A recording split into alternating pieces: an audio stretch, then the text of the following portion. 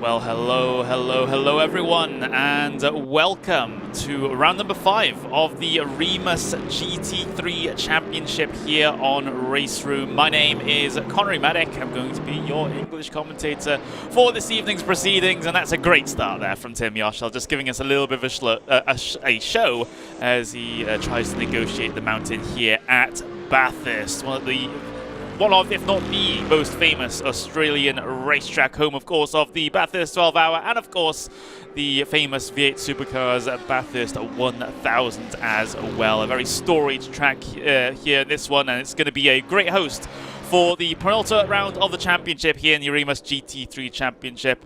It's a €25,000 prize pool that all of these drivers are fighting for here, not just this week, but of course in a couple of weeks' time when we get the grand finale at Macau as well. But without further ado, we will just have to have a little bit of a recap of exactly what happened last time out as we headed to Road America.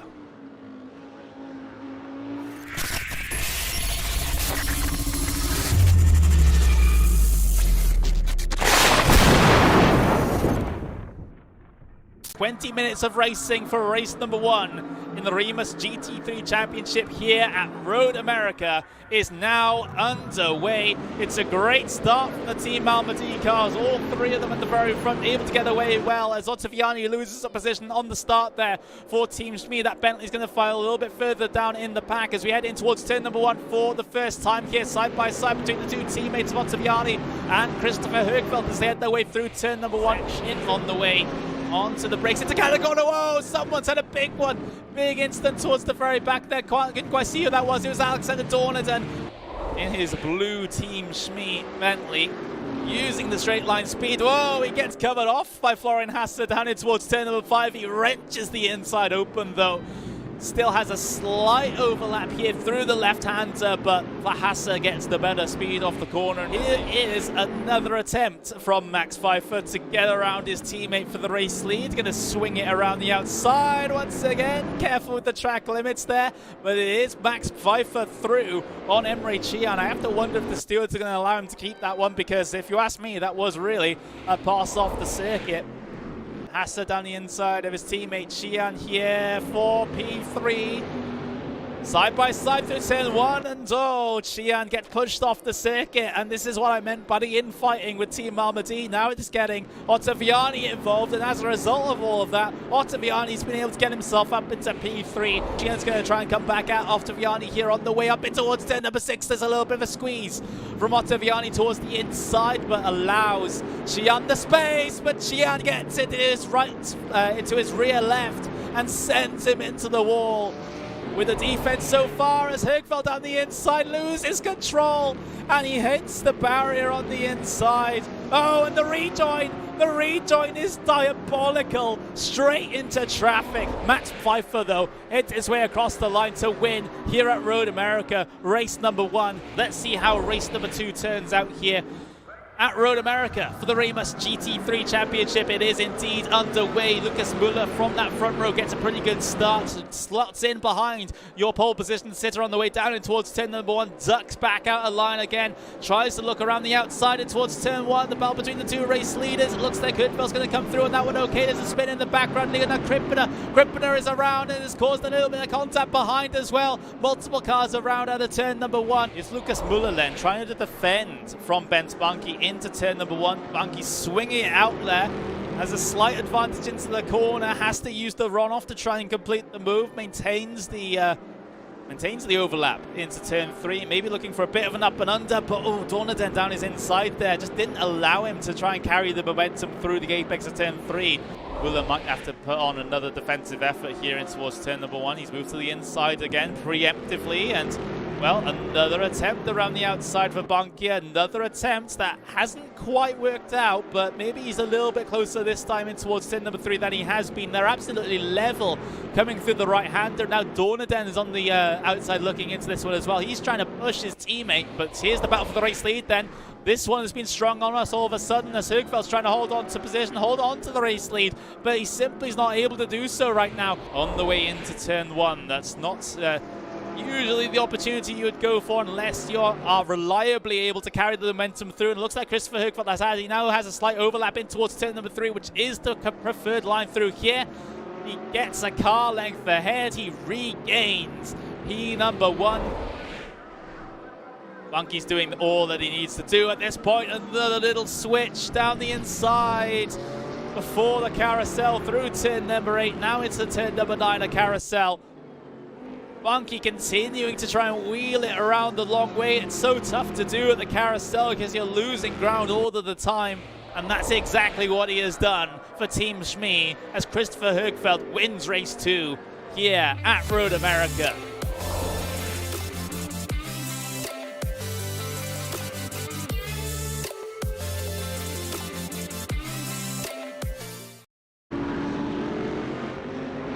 Well, that was a little look then at exactly what happened at Road America. And you saw the points briefly at the very end there, and I'll be able to bring them up once again before we head into proceedings here at Mount Panorama in Bathurst. We can take another little look. Why not? Because what you see at the top of the screen might surprise you. Just to recap, if you're unfamiliar with how this series works, the teams, well, the entire field is separated out into 2 teams, Team Shmee and Team Malmedie. Those 2 teams are going head-to-head. Just with the points battle, you can see at the very top there, and you just see it just so happens that right now that the points battle is tied on 2,109 points between the 2 teams. Nothing to separate them coming into the penultimate round of this REMUS GT3 Championship. That is absolutely crazy. You can see the drivers at points as well. You can see the top performer is Jack Keithley on Team Shmee.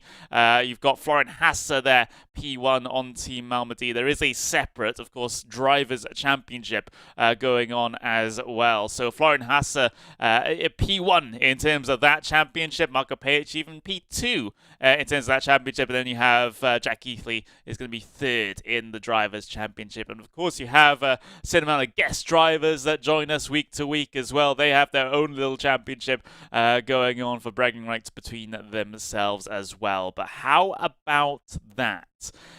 Tied on points between the 2 teams coming into today. So this this might potentially make things pretty spicy here at Bathurst, even if the race didn't really need to be any spicier than it's going to be anyway, due to the nature of the circuit. I like to call it Monaco on a hill, Monaco on a mountain, whatever you want to call it, at least that middle sector, where if you put a single foot wrong, well, you can be very quickly heading in towards a very hard concrete wall, and potentially we might have an incident that even blocks the track as well, as does tend to happen sometimes here at sim races at this circuit. Even in the real life races as well, sometimes they have some issues with track blockages, so we'll get to see whether that happens here. And of course, you know, we talk about track blockages. We're going to Macau next time, so maybe it's going to be a topic there as well. But we've got about just about 5 minutes left of the practice session here. Just again to recap,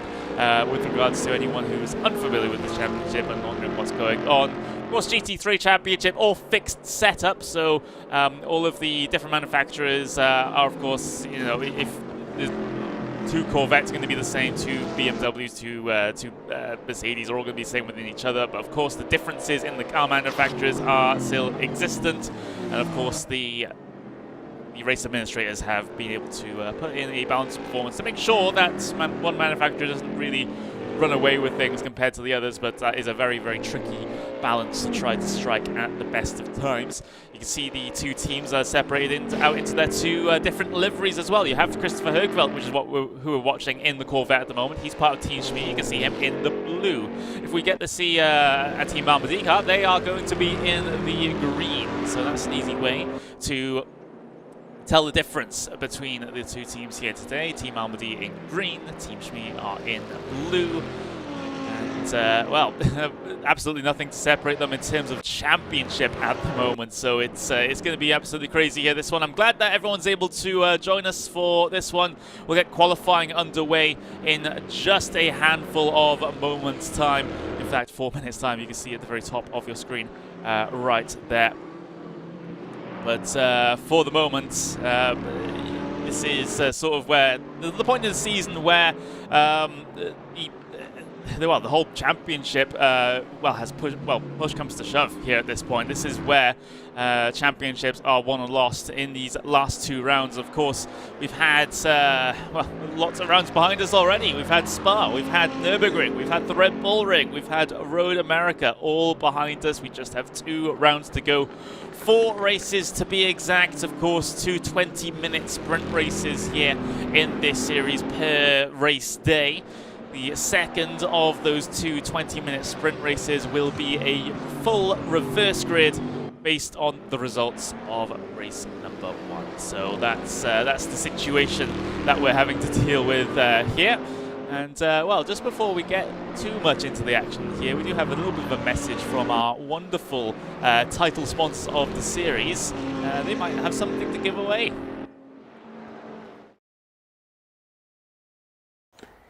REMUS is giving away 30 redeem codes for RaceRoom.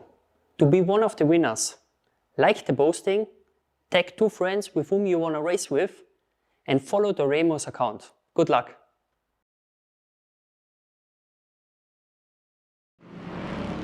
There you go. If you want to get yourself some codes for RaceRoom, then head on over to REMUS's social media, like the post, and tag 2 friends. That's exactly what he said there. So if you do want to get yourself maybe some free content for RaceRoom, then you will you go over and do that on the REMUS social media. So that's a great little reward for watching here. You can enter yourself into that particular prize draw.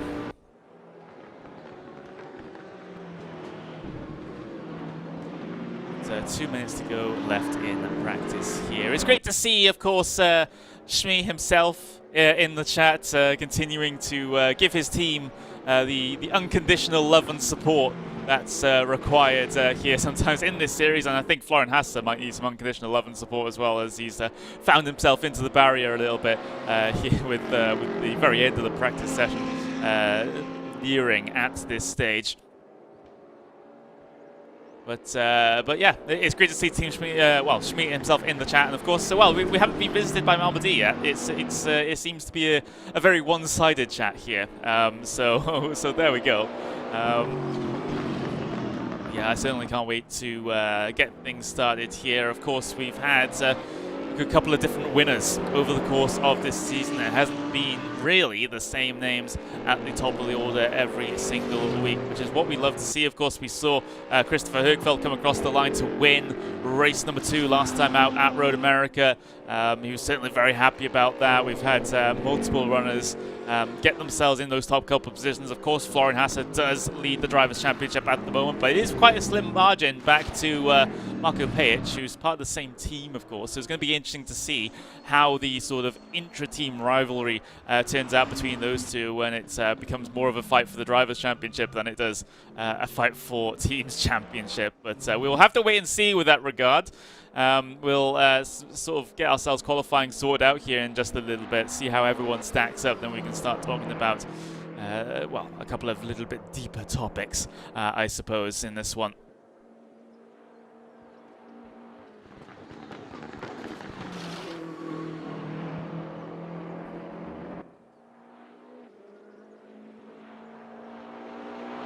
Pink Carrot saying this is a Macau for children, apparently. I'm not sure what to make about that one, but we will be going to Macau in a couple of weeks' time for the finale of this series, so that one might be an interesting predicament. Let's just say that. It's very rarely that I'll get to commentate races at Macau, so it's going to be a pretty good experience for me as well. As we into qualifying already, we get a spinner towards the inside, having heavy contact with the wall. So I don't know if that's going to set a theme for the duration of this race or this broadcast. Hopefully it does not. There have been drivers remarking that you'd be very lucky to try and survive a race around here without getting any form of damage due to how close you get to the walls. And of course, the sim thinks you get so close to the walls that it starts to send all the sparks up, which we'll see, no doubt, a lot over the course of this race. But qualifying is underway. Of course, these guys get themselves 10 minutes of qualifying, open qualifying. Of course, that's why you see everyone out there on circuit together. And as we saw in the early couple of rounds, maybe we'll see it again here with regards to the teams just sort of grouping up with each other, making sure that they're giving their own team the slipstream just to be able to go faster around here. There are lots of big slipstream zones at this track, 2 very, very long straights indeed as well. So lots of time to be gained if you're able to sit yourself up behind someone. But I think the main problem that's going to be residing inside the drivers' heads at the moment is how do they negotiate that mounting section as cleanly as possible. Is one of the most tricky sequences at really any racetrack that you can think of. These guys have negotiated that on the out laps right now. Of course, we'll get ourselves the flying laps underway in just a little bit. A very long lap time here, remember, so maybe there's a little less opportunity in a 10-minute qualifying session to be able to get the number of fast laps in that will make you pretty comfortable. So it's you know, it's going to be a few opportunities to be able to get yourself an actual fast lap in here in this situation, but we'll get to see how that turns out in a little bit. So drivers getting onto their fast laps here. Why not? Let's ride on board here with our winner from last time out. This is on board with Christopher Högfeldt, winner of race 2, I should specify, from Road America. So he's was tucked up behind one of his teammates there, but one of his teammates does duck out of the way, and Högfeldt is able to take the take the position, so to speak. It's not even a real position in qualifying, but take the track position onto the mountain section here. So this is what I mean by one of the most tricky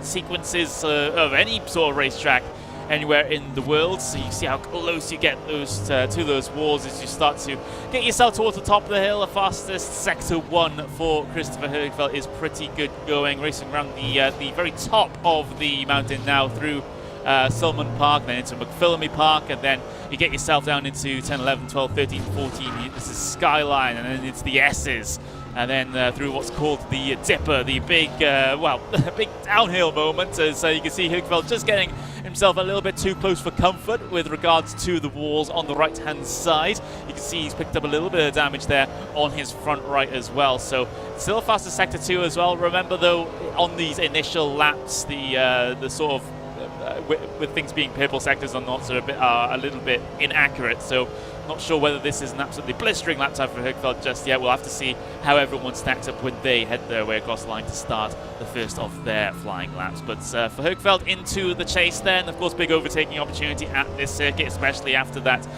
very long Conrod straight. And then you head in towards the final corner here. You can stick yourself, move down the inside here as well if you want to try and get past before the start-finish line. But Christopher Högfeldt then heading his way across the line now. Krippner, of course, first lap time being set. Florian Hasse getting up there as well. Christopher Högfeldt, though, going to provisional pole position with a handful of lap times being set by drivers behind as well. Emre Can is able to come across the line. He goes fastest of everyone so far. Pretty good going for the Turkish driver. You got Lina Krippner 4th place. You got Yarshel in 5th place at the moment here in this one. Just cycling things back. Jack Keithley is yet to come across the line. He is just about to. Purple through sector 2. What's his sector 3 time going to be like in that Bentley? Pretty good. It's good enough for 3rd place on the starting grid provisionally, so that's pretty important for him to slot himself ahead of Florian Hasse in particular with regards to Drivers' Championship standings heading to the end of the season. So that's a great little lap there for Jack Keithley. Looking back to, you got Michael Rachel sending a good time. He's up into P4 at the moment. In terms of Team Shmee versus Team Malmedie cars in this one right now, we have Emre Can, who's from Team Malmedie. He's pole position. Högfeldt, Team Shmee 2nd. Keithley, Team Shmee 3rd, Marshall 4th for Team Shmee. So you've got Team Shmee P2 through 4. Then you've got Florian Hasse P5 for Team Malmedie, Kripner P6 for Team Malmedie, and then Yarshall, Kunze, and Ottaviani.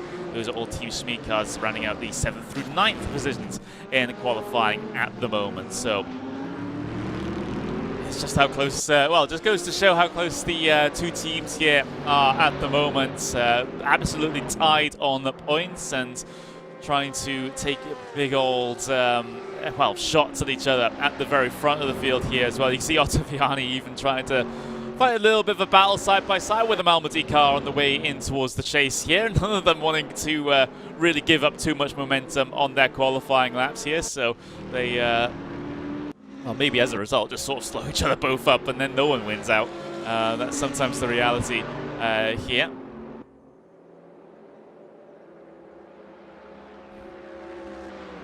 Spitzer says, good evening from Germany. Well, you're certainly not alone in being for Germany, not just from our viewership, but of course all of the drivers out there. You've got a wealth of talent to try and support if you are looking to support a German driver out there here today.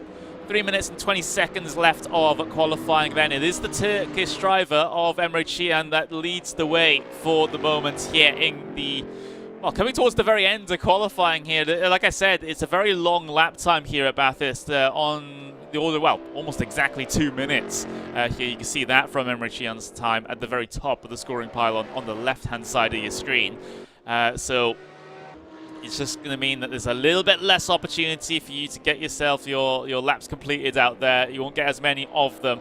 And of course, if you do have to abandon a lap for any reason, well, the pressure is really on. But Emre Can then, let's have a look at him in the Corvette heading his way through. This is not going to be a valid lap for Emre Can.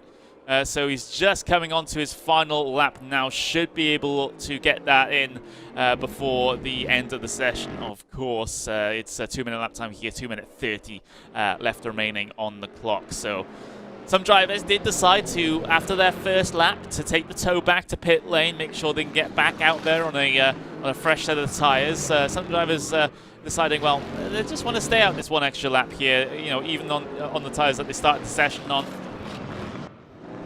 Different philosophies with regards to that here in this one, but I think the vast majority of everyone has taken the extra out lap instead with the fresher tyres to be able to get themselves the best effort possible here in qualifying. As you see ahead of Jack Keithley in the Bentley, a little bit of a situation going on between the two Team Shmee cars. Slotting in ahead of the Porsche goes Keithley.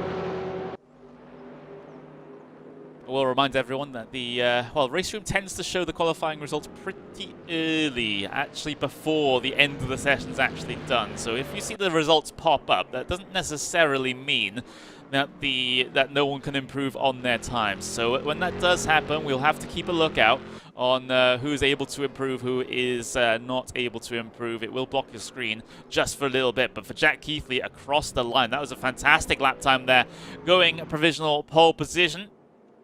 The British driver surpassing the Turk at the very front of the field. So for Keithley, that's going to be the end of his qualifying session. He won't be able to get back around and set another lap here. There is Emre Can coming towards the end of his lap here for the moment. We've got ourselves a little bit of a frozen sector 1 sort of time there at the moment, so we'll have to wait and see as he heads his way through. Is this a valid lap or not for Emre Can? That's the question that we are having to ask at this stage. Second place in qualifying at the moment across the line.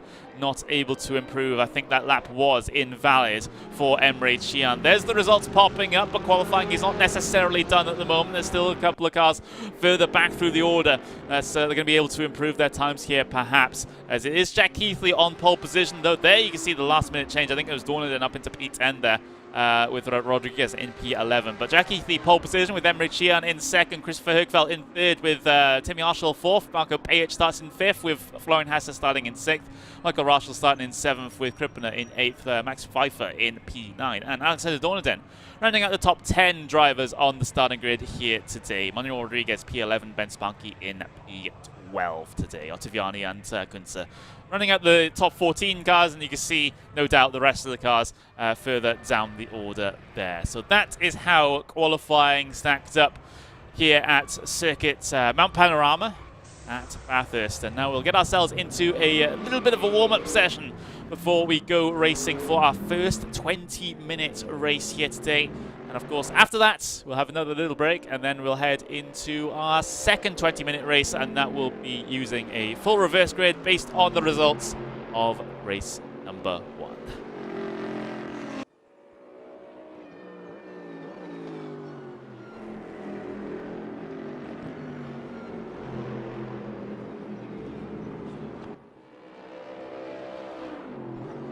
Good evening from India, says Ayano. Hopefully I'm pronouncing that right. It's great to see a big international sort of support for sim racing. And as Shmee is quite rightfully explaining there in the chat, there's some names that you might recognize up and down the field, even if you're not necessarily too into RaceRoom esports.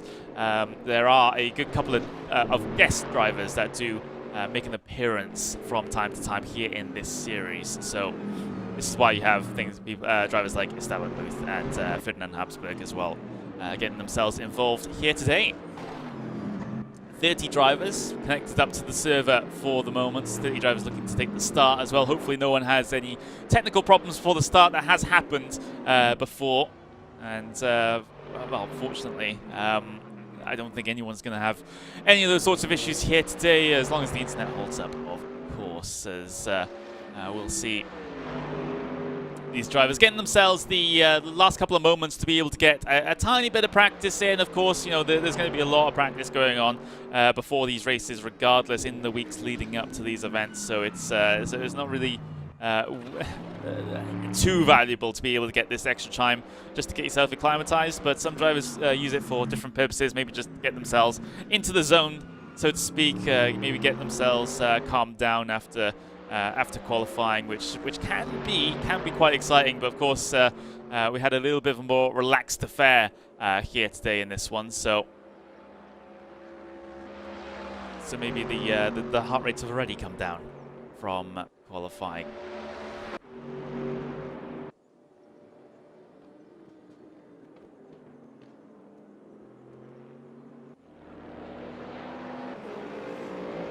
So with 4 minutes of this little warm-up session to go, we have, of course, a situation in the points which is as mathematically close as is possible. You can see it on the screen coming up for you right now. There is the points order for the drivers and, of course, the two teams taking part here today.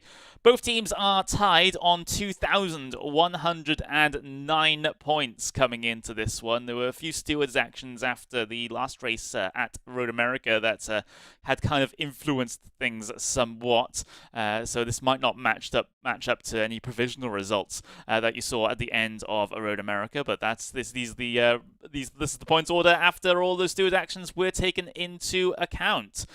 So yeah, 2,109 points apiece between the two teams. Just nothing to separate them. Of course, Drivers' Championship a little different. Florian Hasse still leading that one. You can see him at the very top of the Team Malmedie roster on the right-hand side of the screen. He's on 302 points at the moment. Second place in, as far as Drivers' Championship is concerned, is Marko Pejic. And also part of Team Malmedie there. Those two drivers really taking Team Malmedie as a team on their backs at the moment here in this one, and making sure that they can make the championship as close as is possible. Top performer on Team Shmee, at least so far, is Jack Keithley. He's on 276 points, with Christopher Högfeldt on 273 points. So that's Christopher Högfeldt, of course, winner last time out in race number 2. Ben Spanky having a pretty good season as well. He's in third place.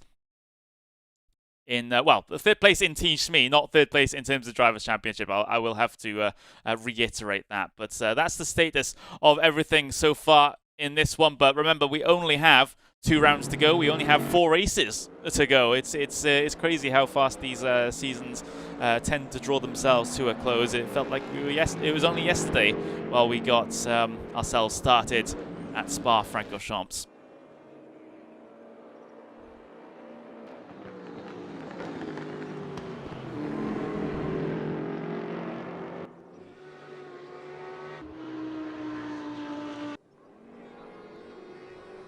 What a racetrack, though, this one. Mount Panorama circuit.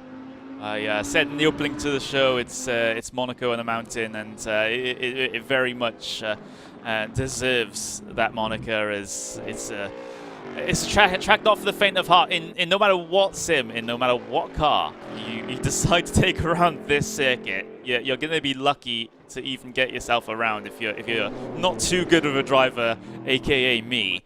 Maybe for one of these pro drivers, you have a little bit of an easier time, but for me, it's very, very difficult to even get a clean lap around here without hitting one of those barriers on either side coming through the mountain section. Of course, it's well known for being a very, very treacherous and tricky track in the real world as well during the Bathurst 12-hour and, of course, the Bathurst 1000s in the V8 supercars. Technically a street circuit, of course. Not a completely permanent circuit. There are some portions of the track that are used as public roads when no racing events are being run. There are some people who live sort of in houses around the circuit that can be accessed by the track as well. So that's going to be an interesting one for whoever is able to get any real estate here. 30 seconds left remaining, though, in the warm-up session. And then we'll get ourselves lined up on the starting grid for the first of two 20-minute races.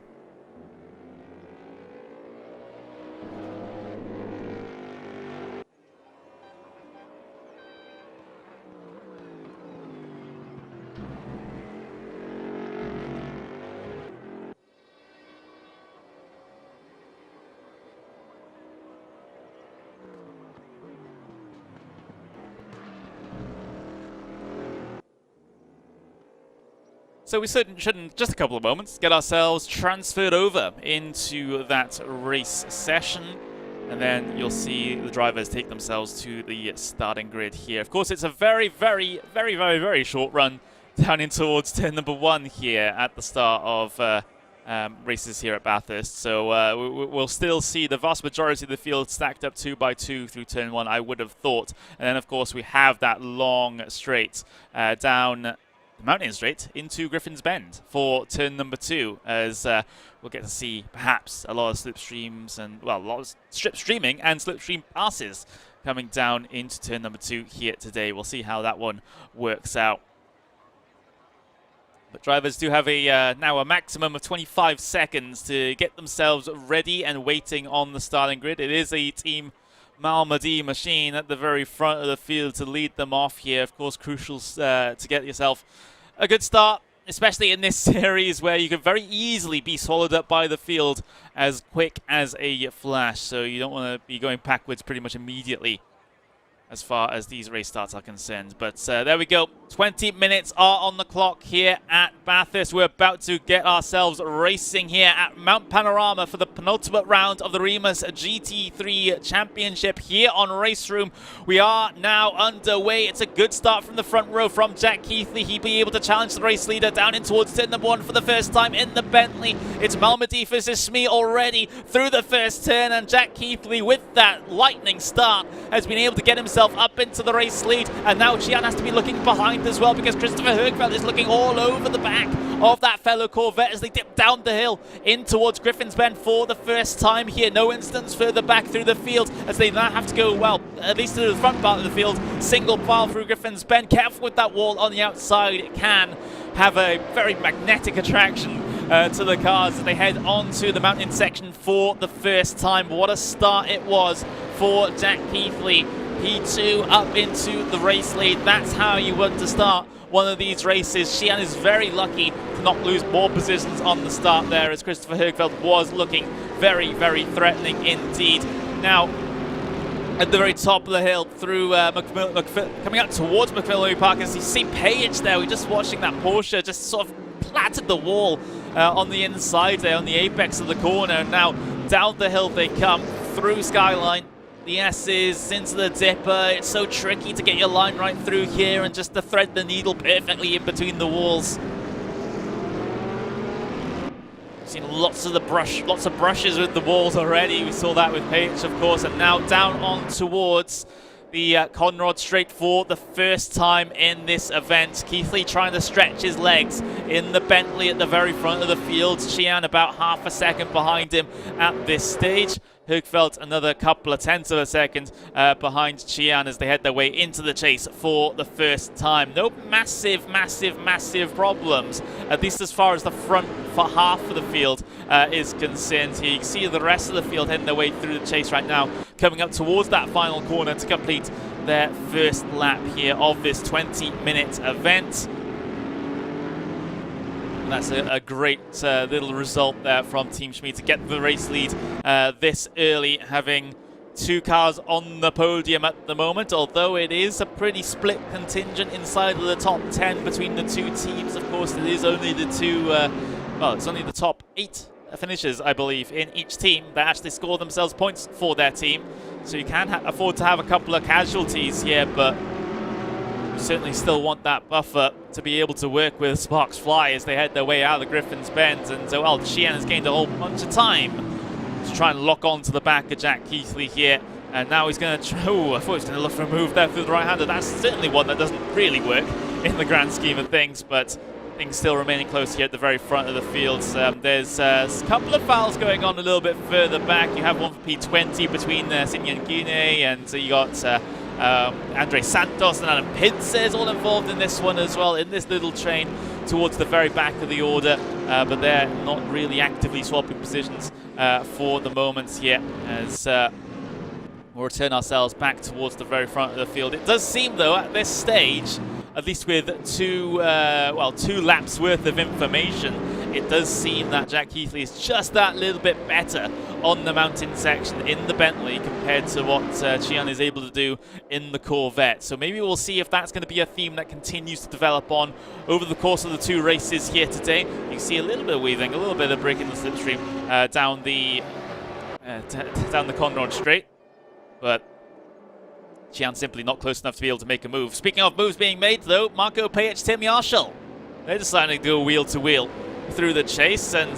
well, Pajic able to gain himself P number 4 there, as Yarshall looking to try and respond down the inside at the final corner in the Mercedes. Was there a bit of contact? I think there was. It does push Marco Pajic wide, but Yarshall slows up as a result as well, and it might give the opportunity to Hasse to get his way through, and it has. So Hasse in the Audi has been able to capitalize on a bit of a mistake from the driver of Tim Yarshall. So maybe things will continue to change on the way down the mountain straight in towards turn number 2, even fighting between the two teammates as well, perhaps, as Yarshall looks to try and squeeze his way back through. Is the move available on the inside? Still looks like it's there, as Hasse sort of washed up in the middle of the corner. Now he slides in behind, so that's one position regained by Tim Yarshall.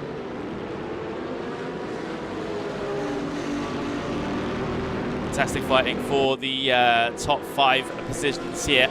Well, he's getting in towards those top 5 positions.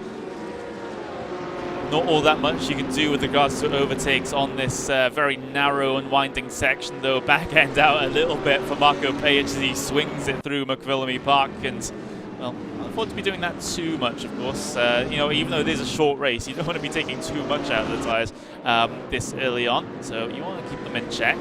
Not the most pressing of issues, though. Again, it's still a sprint race, not a full endurance racing stint. It does seem like the front 3 cars have really broken away from this pack at the moment. Pajic just trying to weave down the straight, trying to break the slipstream back to those cars behind. So Keithley leads from Sheehan, from Högfeldt. That's the order at the very front of the field, and then it's all the battle for P4 in behind, as well as Yarshall's been able to get a run of speed over the Porsche here on the way in towards the chase. Can't complete the move on the outside there, has to file back in line.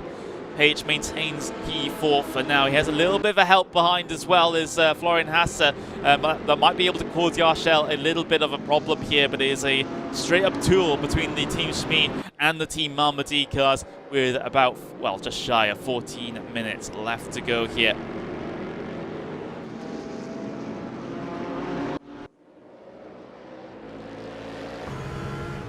A little bit of a ride on board then with Florian Hasse. Of course, this is your Drivers' Championship leader at the moment. P6 is not exactly ideal, especially when his championship rival of Marko Pejic is, well, in the same team car ahead, but has a Team Shmee car in between himself and his championship contender at the moment. So Hasse really feeling the need to really try and press forwards in this race. He doesn't want to get stuck up behind Tim Yarshall for too long. Look how closely he follows the Mercedes coming through the mountain section. As close as you dare. I mean, you get close to walls, apparently you get close to other cars as well. A little bit of a scrappy section though for Florian Hasse, draws him back into the clutches perhaps of Michael Yarshall behind. Krippner trying to apply pressure to Yarshall as well. It's all a bit of a train going on here, as there was a large amount of sparks from potentially someone having a bit too close of an altercation with the wall.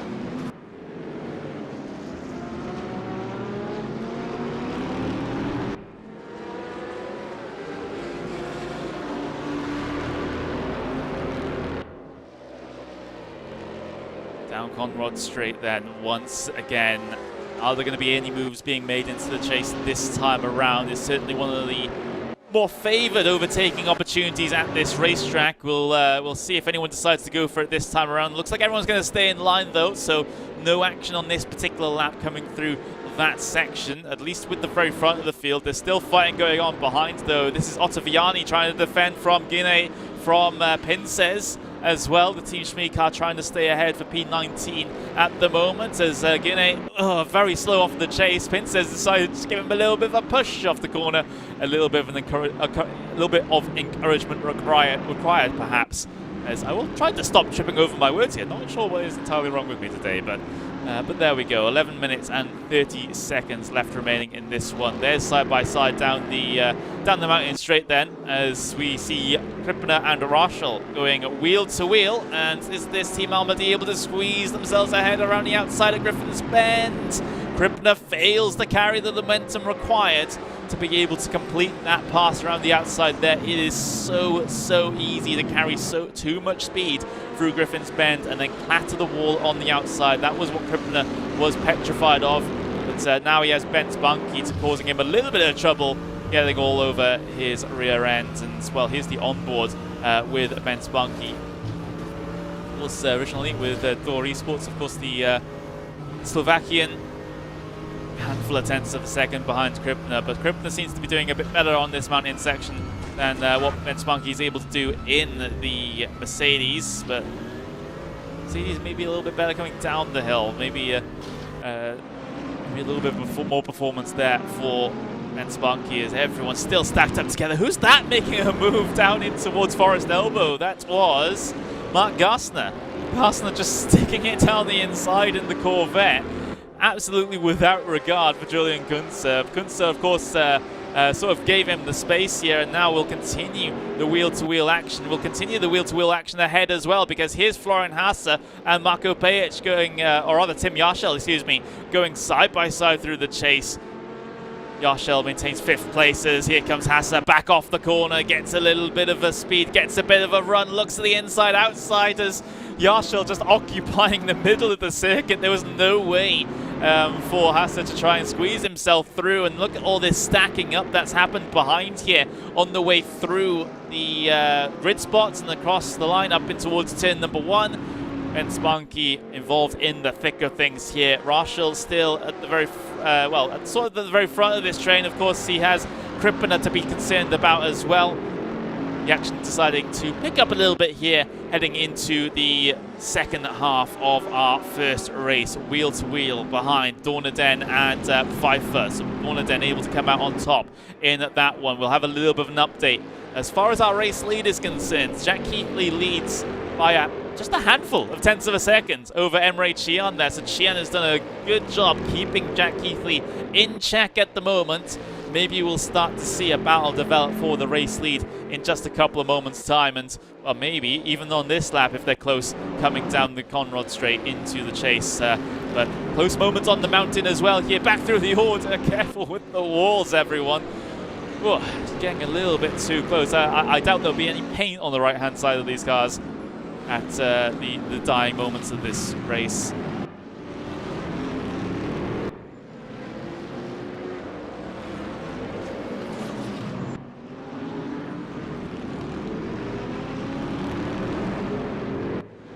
Oh, spinner behind.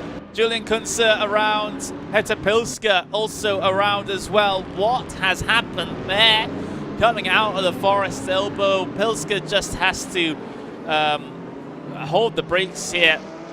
Make sure that everyone is able to get through unscathed and not get caught with an unsafe rejoin, which the stewards will certainly look down upon. We didn't quite see what happened there due to happen right at the very back of the shot. And unfortunately, here on the English streams, we're not really able to get ourselves any replays, unfortunately. So that will have to remain a mystery for now. Less than 8 minutes to go. Here's the battle for P5 on screen right now between Florian Hasse and Tim Yarshel. They've broken away from the pack behind, so maybe they can have a little bit more of a 1v1 duel on the way into turn 2 this time around. Hasse continuing to sit in as much slipstream as possible, looking towards the outside here at Griffin's Bend, which is a very, very difficult position to be able to make a pass. That inside just gets such a good run through that corner, where if you're on the outside there, you're just always going to lose speed coming off the corner.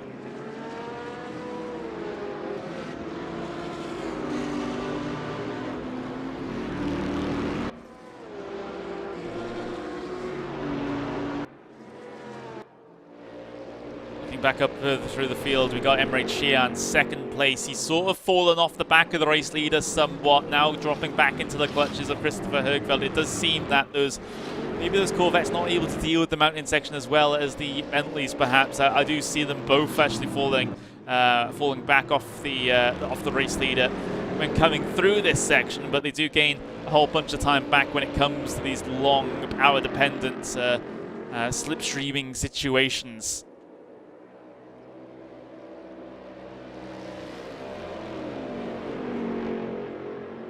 As far as where each team stands as far as points haul in this race so far, well, of course, we have Jack Keithley, who's a Team Shmee machine, at the very front of the field. Then you have Emre Can for Team Malmedie, Christopher Högfeldt for Team Shmee. Then you have Pajic for Team Malmedie and Yarshel for Team Shmee.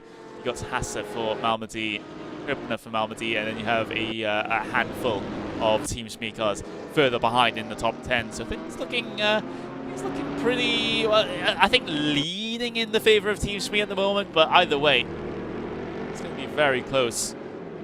Here comes Florian Hasse, still looking all over the back of Yarshel, still hasn't been able to find a way to squeeze through just yet.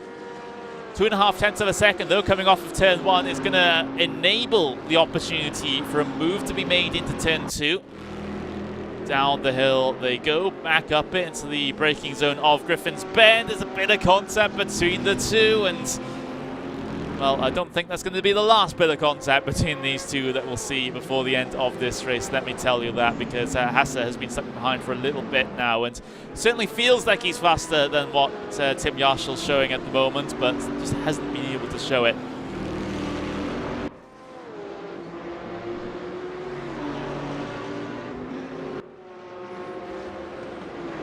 5 minutes to go here in race number 1. Bang! Florian Hasse smacking the wall on the right-hand side. I have to wonder how many times we're able to do that here in these cars before it starts causing you a couple of problems. I would err on the side of caution if I was driving out there, but then again, I'm not a pro driver, so maybe my opinion is worth a little bit less. But Florian Hasse, his target, top 5, eluding him for the moment. Yarshel has just been that little bit faster in all of the right places to be able to keep himself ahead at the moment. There's still a handful of laps to go. Still going to be opportunities for Hasse to try and squeeze through. There's your race leader, Jack Keithley. He's heading his way through the final corner now. Anyways, across the line. This will be the start of the penultimate lap here. It's a 2-minute lap time, and we had just shy of 4 minutes left to go. So that's the situation there. Maybe a battle for P2 before this race is done between Can and Högfeldt. Of course, Högfeldt coming off a high of a couple of weeks ago after having a pretty good event at Road America, now looking to chase for more points in race number 1 at Bathurst.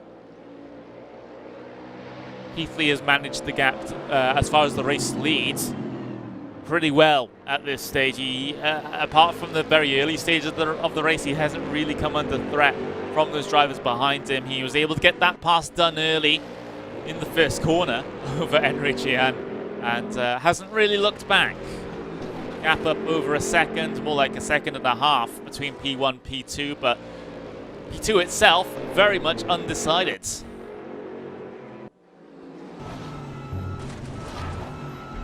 Christopher Högfeldt able to do the Swedish driver for virtual drivers by TX3 in the Corvette. It's going to be Corvette versus Corvette action, so in this situation there's no balance of performance affecting it. It is just the fit setups of these Corvettes and the drivers that make the difference.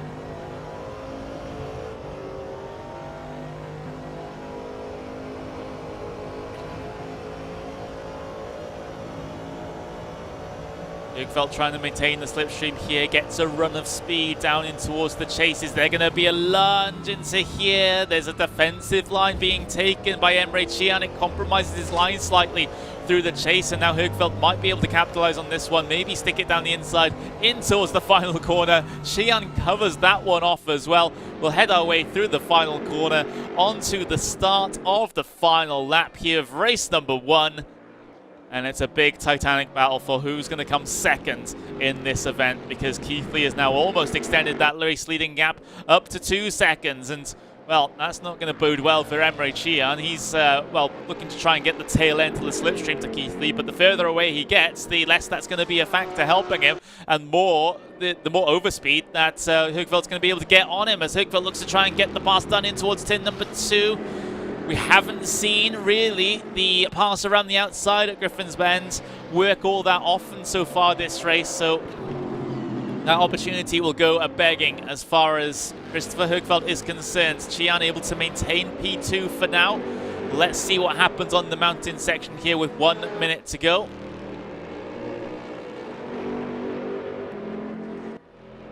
We know Xian is a very incredible driver, so is Christopher Högfeldt. He gets himself good results from time to time as well, so there isn't going to be an obvious winner at this stage between these two, but with half a lap to go, it has to be decided pretty soon. It might be decided on how the run down the hill goes here, and then the run out of Forest Elbow. Keithley continuing to extend the gap in the race lead, but what's the situation for P2? Here's the onboard then with Christopher Högfeldt as he tries to maintain the draft all the way down the Conrad Straight here. Is he going to be close enough into the chase though to be able to make a move like this happen? He's starting to reel him in now. He's got the speed, but does he have the space? He's looking for it around the outside. Another defensive little line from Emre Can as Högfeldt just basically pushes him through the exit of the corner, and now Högfeldt's looking to try and go for second around the outside of the final corner, but that's not an opportunity that is going to work at all as Emre Can heads his way across the line, only just taking P2.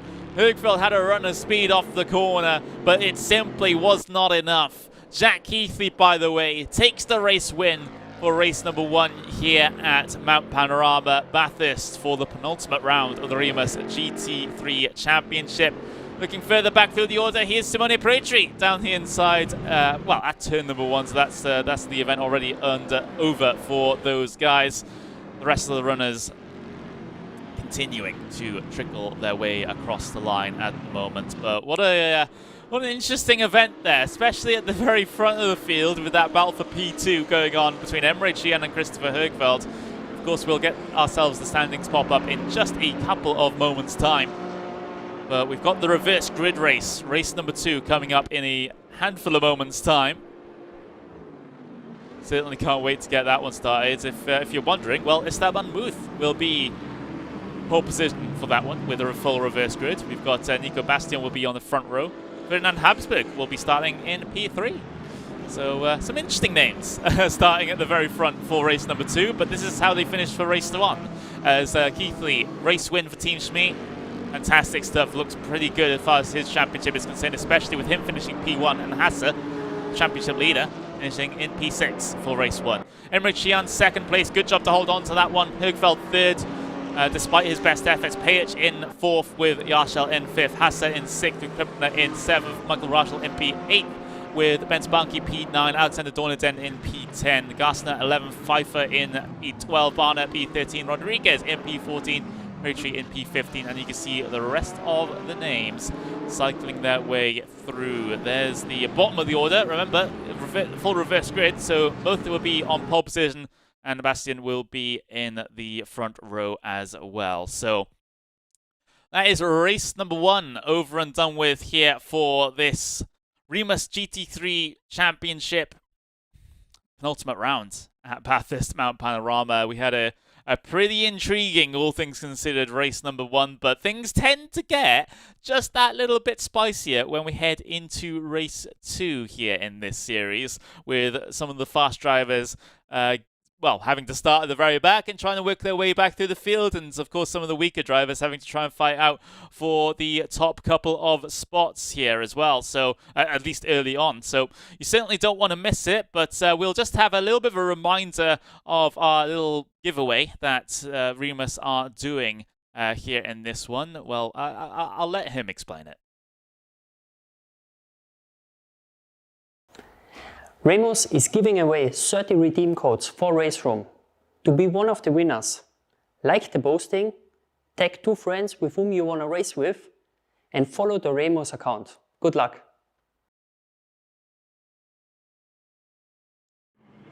So if you want to win a couple of codes for RaceRoom, for the various bits of content that you can buy here on this service, of course it is completely free to play to start, but of course you do have to pay for the more premium content, and that's what those codes are able to give you. So if you go to the RaceRoom, so not the RaceRoom, excuse me, the REMUS social media to like the post and then tag 2 friends, and you'll be within a chance of winning some offer codes, shall we say, to get yourself some more content here on RaceRoom. Who knows? You can maybe buy the GT3s, maybe buy the circuit. Who knows? Certainly a very fun combination. I certainly wouldn't complain.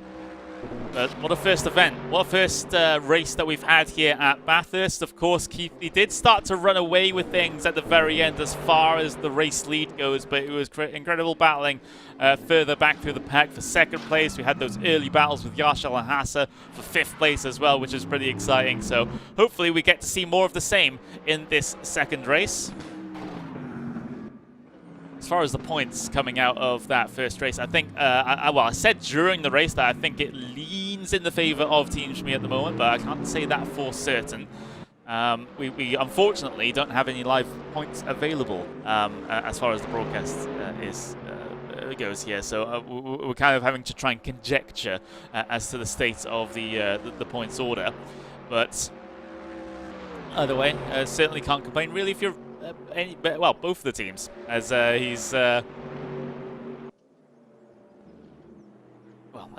were tied coming into this event, of course. It would be a miracle if they were tied coming out of it as well, but stranger things have happened in racing.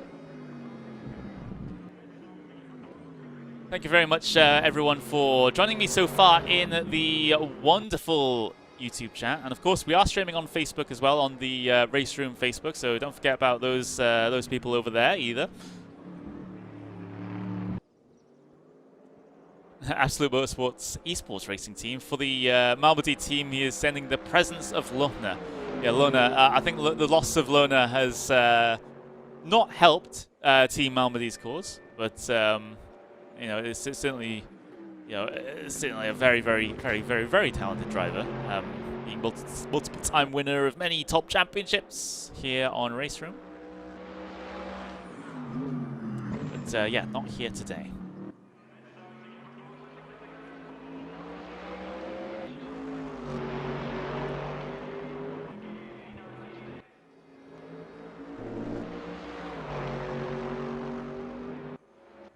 So we do have a little bit of time to catch our breaths a little bit here before we plow straight into the action. Remember, we don't get another qualifying session here to set the grid. It is a full reverse grid based on the results of the race that you just saw. So this is why these reverse grid races can be pretty interesting, because you never know what could happen, especially as far as those perhaps a little bit weaker drivers at the very front of the field to start, to see what sort of shenanigans they get themselves involved in. Of course, when we usually have reverse grid races in really any league or even in the real world, usually it's the second race that's a little bit longer to have those drivers that were punished by the reverse grid, quote-unquote punished by the reverse grid, be able to have more time to be able to recover themselves over the course of that reverse grid race. But not so here in this series. The race is the exact same length of 20 minutes. So it does really, really, really shake things up here. That's the experience that we've had over the 4 races that we've already run in this championship. But we're getting into the very late stages now. Just 3 races to go before the championship is done. Of course, we'll be heading to Macau in a couple of weeks' time. 2 weeks' time, to be exact. Macau will be on the 14th of December. That's the finale of this series. So you definitely want to tune in for that one. It's a chaotic series with chaotic drivers on a chaotic track. And I think that's certainly a recipe for, well, on one hand, disaster, on the other hand, incredible excitement. It depends on the exact set of circumstances which one we're going to get heading into next week. Oh, not next week, in 2 weeks' time. Commander Eraktor. I will pronounce that correctly. Are we going to see Rex in race 2? Usually we do, as far as, you know, because it's a reverse grid race and everyone's sort of out of position and everyone gets in over the heads trying to improve their positions. So usually we tend to see a few more incidents in race 2 here in this series than compared to race number 1. But then again, you can never say anything for certain. So hopefully everyone keeps themselves clean and we can have some good racing, but that's not always the way that it turns out.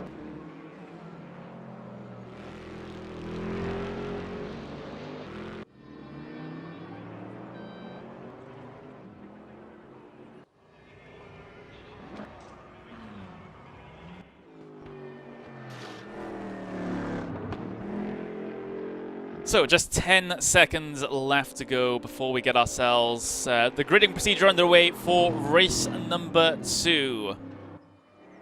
The reverse grid race of the REMUS GT3 Championship here at Bathurst. And I would have thought the team's pretty close in terms of points at the moment. The 2 teams that we have out there, of course, Team Shmee and Team Malmedie, of course, tied coming into this event. Don't exactly know what how the points order stacks up at the end of race number 1 there. Although with the distribution that I could see with my own eyes, maybe the standings have not changed all that much. If they have changed, then it's in the slight favor of Team Shmee. That's my conjecture at the moment. But of course, we will see. You have to pay attention to both REMUS and the RaceRoom's social media after the proceedings are done today to try and see where each driver and each team stacks up compared to each other.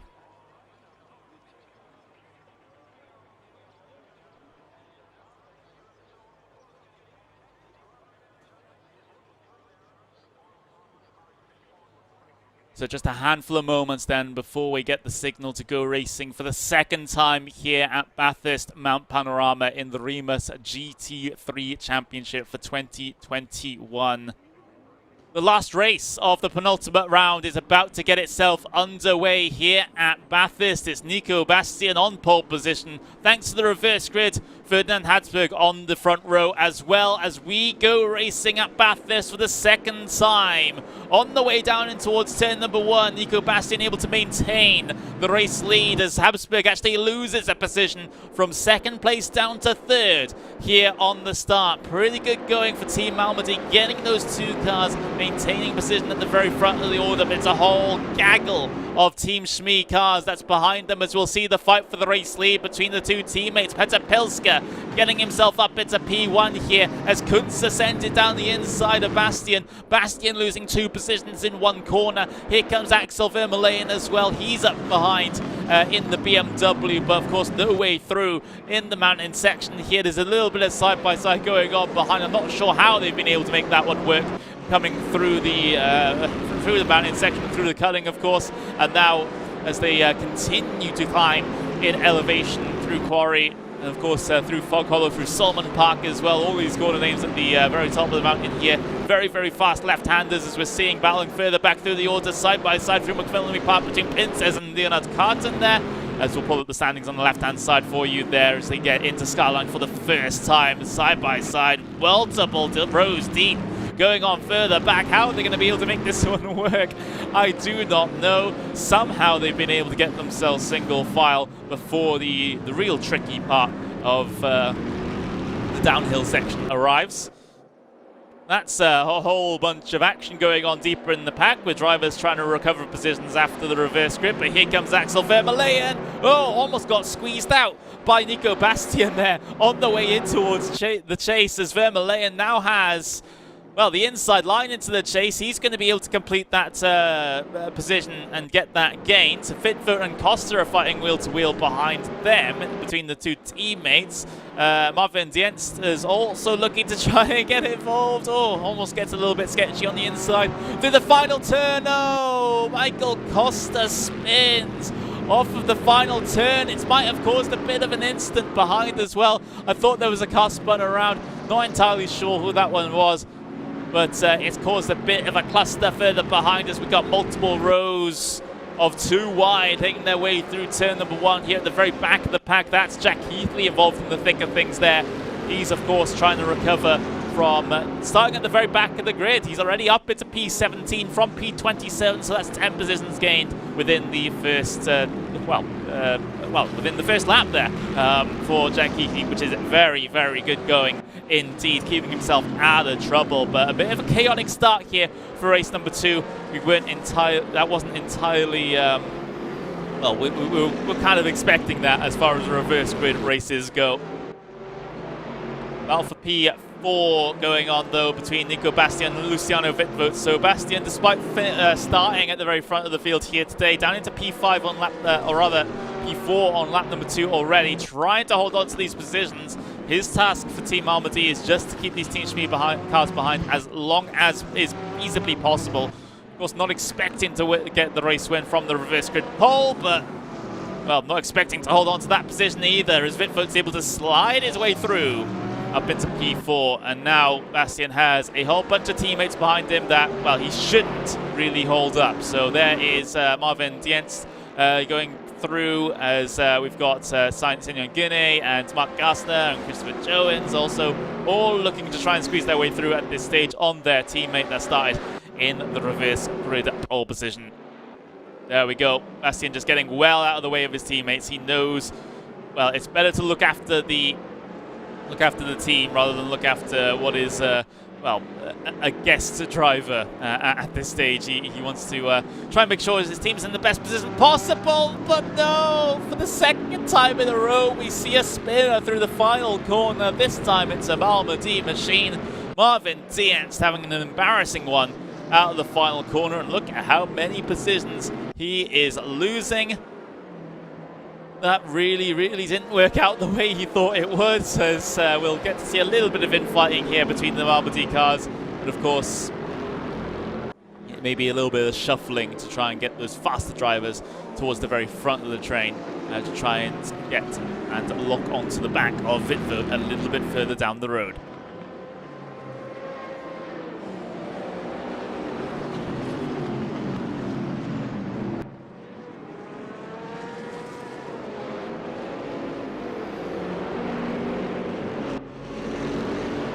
little bit of a stack up on the mountain here, up behind Nico Bastien, as Bastien is, well, he's doing a good job keeping himself on circuit at the moment. I don't think a lot of the drivers are appreciating it, though, that are getting a little stuck behind him. Mr. Jones going to be the next driver looking to try and squeeze their way through on that Malmedie Mercedes. Of course, Ben Spunky involved in basically the middle of a big gang of Malmedie cars at the moment. He has no friends around him whatsoever. You can see green ahead of him. You can see green behind him. And, well, it's a very lonely place for that Team Shmee Mercedes as they head their way down the on-road straight.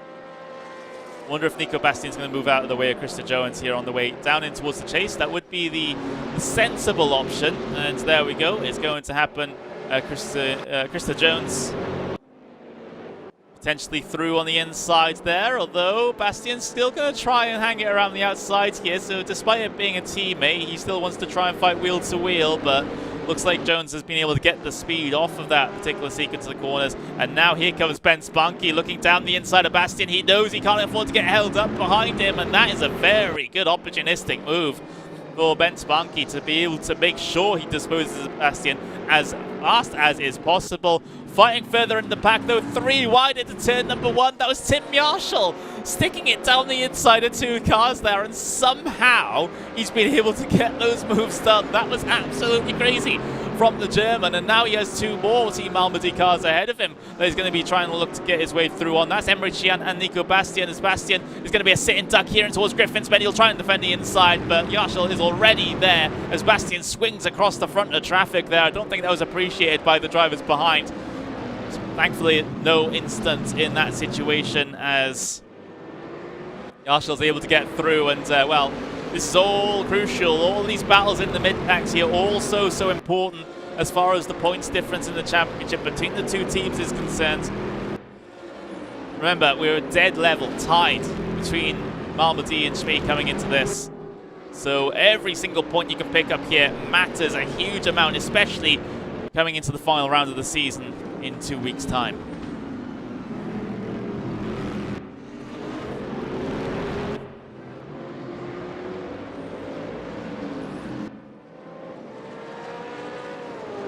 Looking further forward, we have Mark Gassner, who has been able to catch up to the back of the Team Shmee Porsche of Luciano Wittvoet, and look at the speed that Gassner has with the slipstream. It'll stall him out a little bit on the way in towards the entry to the chase. But Gassner having the inside now for the braking zone, for the left-hander, and he's able to get himself through. That was a textbook pass there from Gassner. Wittvoet will try and look at him off the corner, potentially looking for a response into the final corner. Forces Gassner to go defensive into there, but Gassner, I think, still has this one. A little bit of a scrappy exit to the corner. It'll force Gassner to go defensive again into turn 1.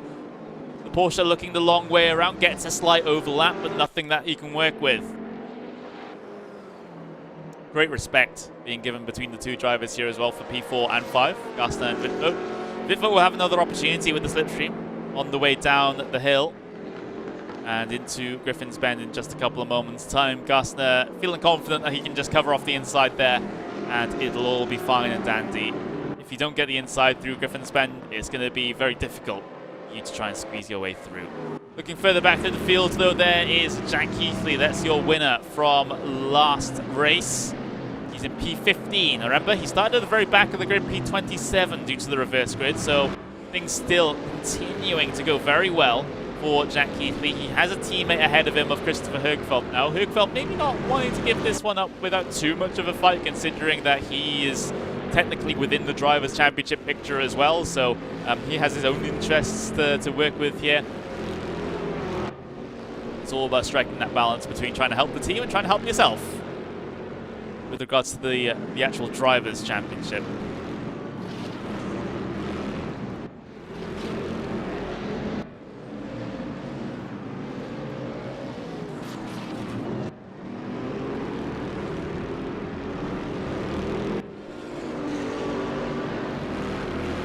Might be seeing more swaps between teammates here. This is Krista Jones and Emre Cihan. Cihan in the car behind has been miles faster than a lot of drivers over the course of the day, so I don't think it would be within Jones' best interest to hold up the young Turk here as, well, Qian able to get his way through, but it's put Krista Jones right back into the battle with Tim Yarshall. So that's sometimes how that one works out, unfortunately. But here's the battle wheel to wheel on the brakes in towards the final turn for P10. Krista Jones keeps himself ahead. So important for Team Malmedie to make sure that these points don't get lost to the Team Shmee cars. And, well, Yarshall continuing to try and force the issue. Oh, down the inside at turn number 1. Gets the pass done. Still not going to be safe, though, on the way into Griffin's Bend, because he's got 2 Malmedie cars behind him. Looking to try and get themselves through and trying to respond to what was a pretty forceful move down the inside at T1. So, he's able to keep it, though, on the way into turn 2. Very surprising, indeed. Imre Qian now just about getting onto the back of Ben Spunky, so Qian's on a bit of a charge here, trying to score as many points as is humanely possible for Team Malmedie, doing a very good job in it so far. Of course, started P26, he's up into P9, so he's gone pretty well for Imre Qian. Another position on the cards now with Ben Spunky in the Mercedes. Looks like Qian is quite a bit faster in clear air, so maybe has the lap time delta required to be able to make this pass happen as well.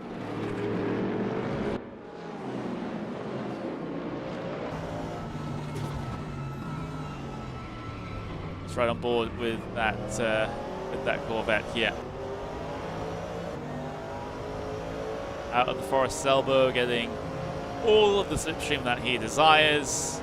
This might be a relatively simple pass into the chase for P number 8.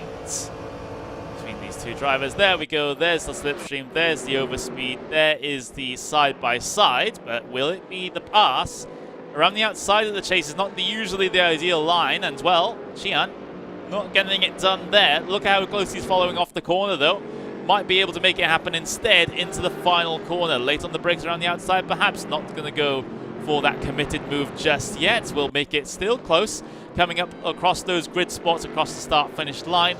Qian maybe angling towards the inside here through turn number 1, and does so. Gets the position. Is there an up and under from Ben Spunky, however? There's someone out in the gravel further behind. Spunky might have a bit of a run of speed on the way down in towards turn number 2 here, so this battle still not finished between P8 and P9. Spunky's going to look for a response down the inside at Griffin's Bend, but that's back in line. Decides to cut his losses right there. So with 7 minutes to go, well, the front runners have really pulled away from each other at the moment. Ilska ahead of, well, Windsor by 3 seconds. Windsor ahead of Himalayan by 2.8. Gaslan ahead of Vitvoet by a decent margin as well. So the very front couple of cars have really spread themselves out here as we see a little bit of an altercation further back. Ottaviani is sort of struggling there back in P20. His usual form, maybe clattering those walls a little bit too hard every single time on the mountain.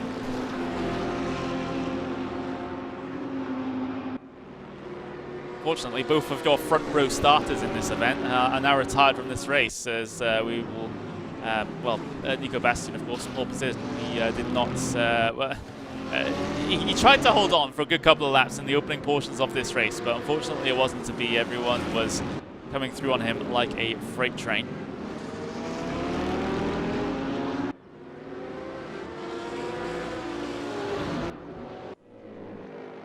It is Pinces and Vitvoet going wheel to wheel. Team Shmee versus Malmedie. It's the Corvette versus the Porsche through the chase, and Vitvoet able to maintain that position. But, well, I don't think this one's done just yet either. We have Jack Keithley continuing to try and work his way from the back of the field. He's in P12 right now. P11 on the cards, though, for the race number 1 winner. Martin Barner getting all sorts of out of shape out of the final turn, and Keithley is able to sort of drag race him down the front straight here into turn 1, and Keithley gets that position secure, and it might even allow Christopher Högfeldt to also gain the position over that Team Malmedie Bentley as well. Going to be absolutely stacked up nose to tail on the way through Griffin's Bend, but we haven't seen many successful overtakes through Griffin's Bend. Of course, first time for everything, as Barner looks to try and go the long way around here. He's more concerned about trying to defend from Högfeld, who sticks it down the inside. The inside's so strong into Griffin's Bend, and that's a guaranteed pass for Christopher Högfeld. Yarshall sticking the nose in there, perhaps where it doesn't belong.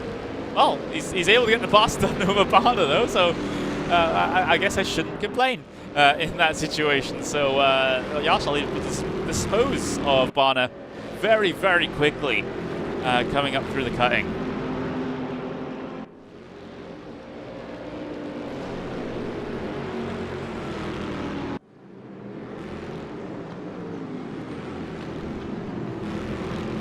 Less than 5 minutes left to go here in this one. Look at how close Pincez gets to Vitvo coming through the Forest Elbow. That was a big commitment by that Corvette, but now the slipstream will rule the roost here, as Pincez getting a whole bunch of that on the way into the chase, and well, can he use that overspeed to his advantage to be able to get the pass done? And he gets clear even before he hits the brakes into the chase. So that's Pincez ahead of Vitvoet. Vitvoet looking to try and find a line back. He goes off the circuit, all four wheels, flashing the lights in disgust as well.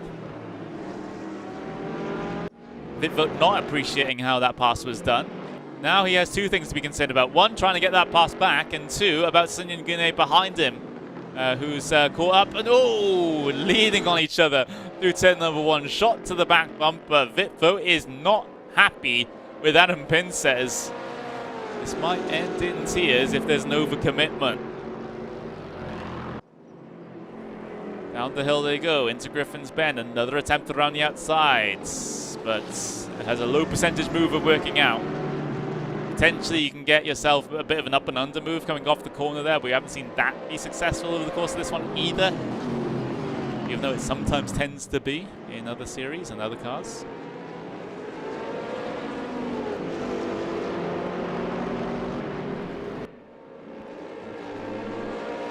Just clattering the wall every single time coming through that little section.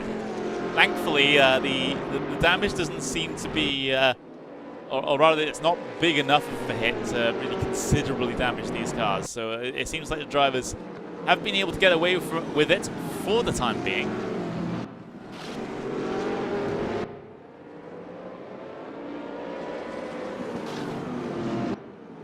Up to 2 minutes to go. This is, of course, the penultimate lap that we're on right now. So opportunities are starting to slip away from Luciano Vitvoet to try and get himself back through. Of course, he's going to be the beneficiary of the slipstream this time by, but look who's behind him. It's Emre Cihan, who has been on a charge from the back of the field. Started P26. He's almost getting himself up into 6th place for a net gain of 20 positions over the course of this event. And, well, Emre Cihan will certainly, well, fire the first shot across the bow. Not a success, not a connection, though. But coming on towards this last lap here, I think Luciano Vitvoet will be quaking in his boots here as we see Ben Spanky and Sunyan Gune going side by side through the final corner as well. Coming across the line to start the final lap here in the REMUS GT3 Championship at Bathurst. Mount Panorama, that is Ben Spanky getting himself through on Sunyan Gune. More points going the way of the team Shmee. See if Spanky can hold on to this one as well. We are paying attention to that battle between Cihan and Vitvoet as well, just that little bit further down the road. This one's getting a little bit closer though, as we'll see them go side by side in towards turn 2. Almost has the overlap, does that number 4 Mercedes have, and oh no, Leon Krippinen now going to be able to gain that position over Sunyan Gune.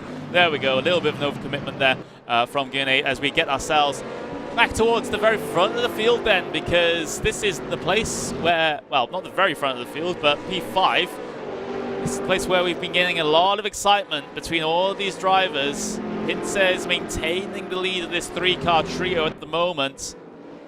Cihan looking to gain 20 positions from where he started. It has been an incredible drive from Emre Cihan, and well, I have to say now, one we've always been expecting from him at the moment. We kind of expect him to do this every single time with how good he is. But 10 seconds left on the clock You see, there's Pilska. He's been very quiet as far as the race lead is concerned. You know, he got to the front early on, simply has not looked back.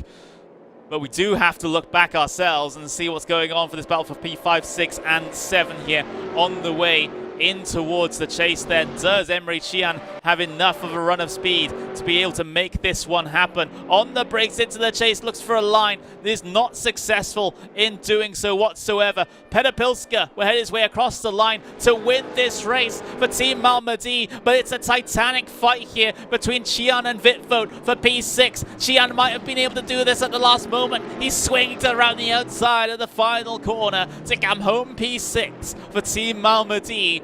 A net gain of 20 spots for Emre Can with an incredible drive here today.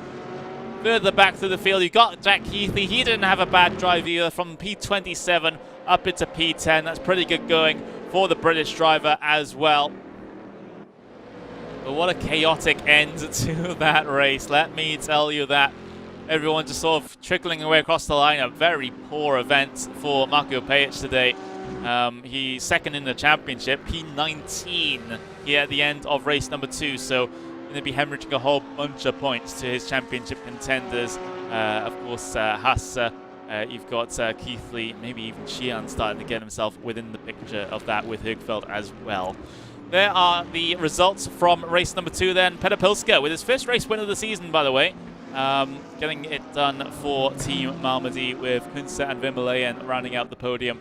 Another handful of Malmedie cars inside the top 10. Gassner, Pinces, Cian involved there. Vitvoet for Team Shmee in P7, Banki P8, Grubner P9, and Keithley in P10. Another bunch of Team Shmee cars that, you know, it's impossible to tell at this stage without seeing the numbers, but that this still might have lent in the favor of Team Shmee. We'll see what the points order is, you know, in a couple of hours' time when they post them on the social media and they total them all up.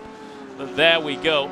That is race number 2 at Bathurst, Mount Panorama, completely and utterly done. What an exciting event that we've had here today.